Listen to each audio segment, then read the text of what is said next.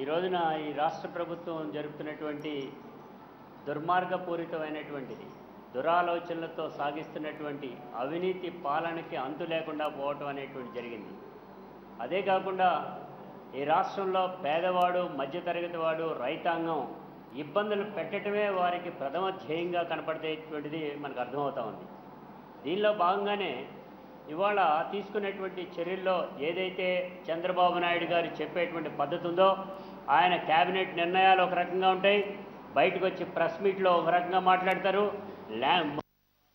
వెళ్ళి ఇంకో మాట మాట్లాడతారు. అబద్ధాలతో రోజులు డొల్లించేటువంటి పద్ధతిలో చంద్రబాబు నాయుడు గారు ప్రయాణం చేస్తున్నారనేటువంటిది కనబడతా ఉంది. ఇవాళ సాక్షాత్తు కృష్ణా జిల్లాలోనే మనం చూసుకున్నట్లయితే ఇవాళ కృష్ణా జిల్లాలోకి వచ్చేటువంటి పద్ధతిలో ఈ కృష్ణా జిల్లాలో ఉండేటువంటి భూములన్నింటినీ కూడా పోరంబోక్ భూములు కానీ, రెవెన్యూ భూములు కానీ, ఇతరత్ర గవర్నమెంట్ సంస్థలకు సంబంధించినటువంటి భూములన్నింటినీ కూడా దగ్గర పెట్టుకునేటువంటి క్రమం కాకుండా ఇవాళ ఎవరైతే ప్రైవేటు వ్యక్తులు, రైతాంగం ఎవరైతే భూములైతే ఉన్నాయో ఆ భూములన్నింటినీ కూడా స్వాధీనం చేసుకోవాలా, ఈ రాష్ట్రంలో ఏకదమ్మున 12 లక్షల ఎకరాలని మనం కాజేయాలనేటువంటి ఒక దురుద్దేశంతో చంద్రబాబు నాయుడు గారు వాళ్ళ ప్రయాణం చేయడం జరుగుతోంది. దానిలో భాగంగానే బందర్లో మచిలీపట్నం పోర్ట్ ఇండస్ట్రియల్ కారిడార్ అనేటువంటి పేరు మీద ఇవాళ 1,05,000 ఎకరాలు మేము తీసుకుంటాము అనేటువంటి చెప్పడం జరిగింది. జీవో ఇష్యూ చేయడం అనేటువంటి జరిగింది. కానీ 4 ఖర్చుకుని బయటకు వచ్చి ఇవాళ మాకు 22,000 ఎకరాలు మాత్రమే సరిపోతాయి అన్నట్టుగా మాట్లాడుతూ ఉన్నారు. కానీ లెక్కల్లోకి వచ్చేపాటికి వాళ్ళు తయారు చేసినటువంటి లెక్కల్లో 33,000 ఎకరాలు అనేటువంటిది చూపించడం జరిగింది. పూలింగ్ అనేటువంటి కొత్త పదం తీసుకొచ్చి దాన్ని మళ్ళీ ఇక్కడ ఇంప్లిమెంట్ చేస్తామని చెప్పడం జరుగుతుంది. ఓకే, ఈ పూలింగ్కి సంబంధించి అమరావతిలో ఒక రకంగా, బందర్లో ఒక రకంగా, కోదాడలో ఒక రకంగా, ఇంకో లేకపోతే కనుక విశాఖపట్నంలో ఒక రకంగా మాట్లాడేటువంటి పద్ధతి ఇవాళ ఉన్నది.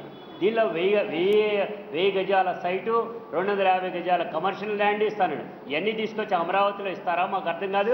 అదంటేనేంట అక్కడ అమరావతిలో 3 పంటలు పండేటువంటి భూమి ఉంది కాబట్టి వాళ్ళకి అదనంగా రాయితీలు ఇచ్చాం, ఇక్కడ పండేటువంటి పంటలు కాదంటున్నాడు.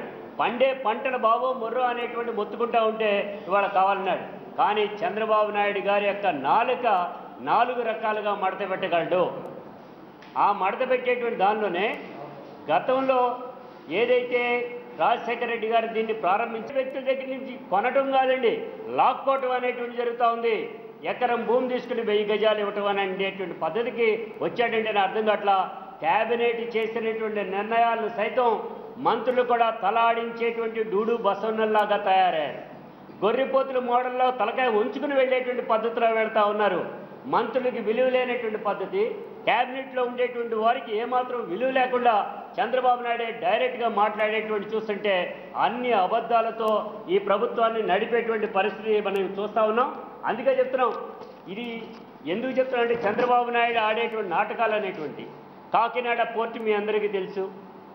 కాకినాడ పోర్టుని డైరెక్ట్గా తీసుకెళ్ళి సింగపూర్ కంపెనీకి సంబంధించినటువంటి మహమ్మద్ గారి కొడుకు, ఆయన పేరు కూడా మహమ్మదే, ఆయనకి అప్పచెప్పాడా లేదా, అమ్మేశాడా లేదా, ఆ అమ్మే నాటికి లాభాల్లో ఉందా లేదా, లాభాల్లో ఉండేటువంటి పోర్టుని సైతం తీసుకెళ్ళి వాళ్ళకి దారాదత్తం చేయడం అనేటువంటి జరిగింది. ఇది ఎంతవరకు సబబు, ఇది ఎంతవరకు న్యాయం అంటే ఇవాళ ఈ మచిలీపట్నంలో కట్టబోయేటువంటి ఈ ప్రాజెక్టు ఏదైతే పోర్టు ఉందో దీన్ని చైనా వాళ్ళకి ఇచ్చేస్తాడట. అంటే దాని అర్థం ఏంటి? మొన్న వెళ్ళినటువంటి మాట్లాడుకునేటువంటి సీక్రెట్గా మాట్లాడుకునేటువంటి వ్యవహారంలో సైతం ఈ చైనా కంపెనీకి దారాదత్తం చేయడానికి ఆయన పూనుకున్నాడు అనేటువంటిది మనకు అర్థమవుతోంది. అంటే కట్టినటువంటి ప్రాజెక్టులు, కట్టినటువంటి ఏదైతే పోర్టులు ఉన్నాయో వాటన్నిటిని కూడా ప్రైవేటు వ్యక్తులు దారాదత్తం చేసేటువంటి క్రమమే తప్ప మరొకటి కాదు. ఇవాళ మేము అడుగుతున్నాం మోడీ గారిని, వైఎస్ఆర్ పార్టీగా కూడా ఈ రాష్ట్ర ప్రభుత్వానికి సంబంధించినటువంటి అంతవరకు కూడా తప్పిదం చేస్తే వెంటనే అడ్డుకోవాల్సినటువంటి బాధ్యత మోడీ ప్రభుత్వం ఉంది. మోడీ ప్రభుత్వం కళ్ళు మూసుకుని ఉందా అని అడుగుతున్నాం. ఇతర దేశస్తులతో చేసేటువంటి ఒప్పందాలు అవన్నీ కూడా సరైనటువంటి కాదు అనేటువంటి కనపడినప్పుడు ఈ భారతదేశ భూభాగంలో ఉండేటువంటి ల్యాండ్ని కానీ పోర్టులు కానీ వీటన్నిటిని వాళ్ళకి అప్పచెప్తా ఉంటే అడ్డుకోవాల్సినటువంటి అవసరం ఉంది. ఇవాళ ఎందుకని మీరు అడ్డుకోవట్లేదు అనేటువంటి చెప్తున్నాం. ఇవాళ స్త్రీ అనేటువంటి దాన్ని ధైర్యంగా తిరగలిగితేనే భారతదేశం గర్వించదగ్గ దేశం అని అన్నాం. రైతాంగానికి కూడా ఏ రకంగానూ కూడా వారి యొక్క ఆకలి బాధలు లేకుండా రైతాంగ సంక్షేమం కోరేటువంటి ప్రభుత్వాలు మావి అని చెప్పుకునేటువంటి కేంద్ర రాష్ట్ర ప్రభుత్వాలు ఇవాళ రైతాంగం యావత్తుని కూడా వాళ్ళని బజార్ని పీడ్చేటువంటి పద్ధతి. డైరెక్ట్గా సమ్మెలోకి వెళ్ళకపోయినా ల్యాండ్ అంతటిని లాక్కుంటుంటే ఎటు తోచనేటువంటి పరిస్థితుల్లో కనబడతా ఉంది. లక్షలాది ఎకరాలని డైరెక్ట్గా తీసుకోవటం అంటేనే ఇంతకంటే దారుణం మరొకటి లేదు అనేటువంటిది కూడా కనబడతా ఉంది. దీనిలో భాగంగానే నేను చెప్తా ఉన్నాం, ఇవాళ బ్రహ్మాండంగా చాలా చక్కగా ఈ ప్రభుత్వం నడుస్తుంది. 80% మంది ప్రజానీకం మాతో పాటు ఉన్నారు అని అంటున్నారు. ఉన్నారు అనేటువంటి ధైర్యంతోనా లేకపోతే మరోట ఈ రైతుల దగ్గర నుంచి భూమి లాక్కున్నారు? మరి 80% జనం మీతో ఉంటే 20 మంది ఎమ్మెల్యేలు వైసీపీ ఎమ్మెల్యేలని మీరు ఎందుకు తీసుకోగలిగారు? తీసుకోవటం బాగానే ఉంది. మీరు ఎందుకని ఎన్నికలకు వచ్చి ధైర్యంగా 80 మంది మీతో ఉంటే ధైర్యంగా మీరు ఎన్నికలు పెట్టుకోవచ్చే? ధైర్యం లేదు. మీకు చెప్పేటువంటి అబద్ధాలు 80% ఉంది మీ పక్కన ఉన్నారు అని అంటమే ఇంతకంటే దుర్మార్గం ఇంకోటి లేదు అనేటువంటిది కనబడతా ఉంది.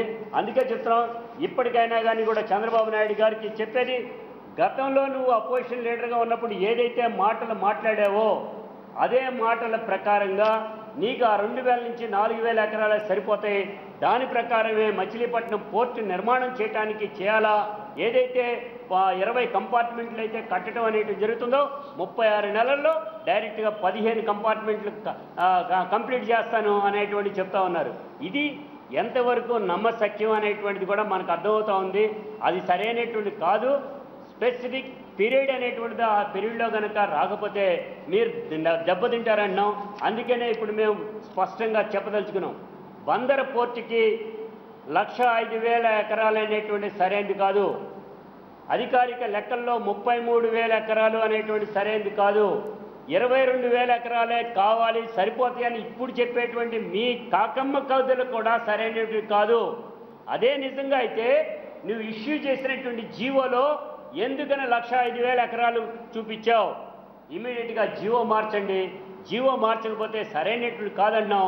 4,000 ఎకరాలతో పోర్టు నిర్మాణం చేయవచ్చు అనేది స్పష్టంగా ఉంటే దాన్ని కాదని అన్నాం. ఇప్పటికైనా కానీ కూడా ప్రజల ముందుకొచ్చి ఈ పోర్టునైనా కానీ చైనా వాళ్ళకో, జపాన్ వాళ్ళకో, సింగపూర్ వాళ్ళకో అమ్మము, వాళ్ళకి ఇవ్వము అనేటువంటి పద్ధతి అన్నా తీసుకురావాలి. వాళ్ళ అనుబంధ సంస్థలనే పేరు మీద బుద్ధి పేర్ల మీద పెట్టి ఆ సంస్థలన్నింటిలో కూడా చంద్రబాబు నాయుడు ఇండైరెక్ట్ వాటాలు ఉన్నాయనేటువంటి చెప్తున్నాం. చంద్రబాబు నాయుడు గారికి ఇండైరెక్ట్ వాటాలు లేకపోతే ఎందుకని దాన్ని ఎంకరేజ్ చేస్తున్నారు?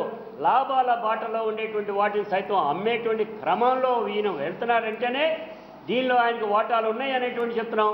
అందుకే ఇప్పటికైనా కానీ కూడా మాట మార్చుకుని బందర్లో ఉండేటువంటి ప్రజానీకం, మచిలీపట్నంలో ఉండేటువంటి ప్రజానీకం కూడా ప్రజలే అనేటువంటి గుర్తించి మీరు తీసుకునేటువంటి పూలింగ్ విధానాన్ని ఆపాలి.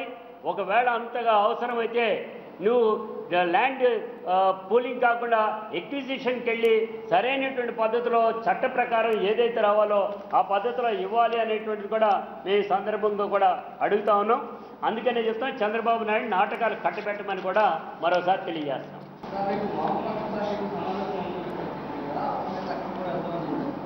మచిలీపట్నం అండి, మచిలీపట్నంలో ఆల్రెడీ గతంలోనే పెద్ద ఎత్తున ఉద్యమాలు చేయటం, మా నాని గారిని ఇతర అందరినీ కూడా అరెస్టులు చేయటం అనేది జరిగింది.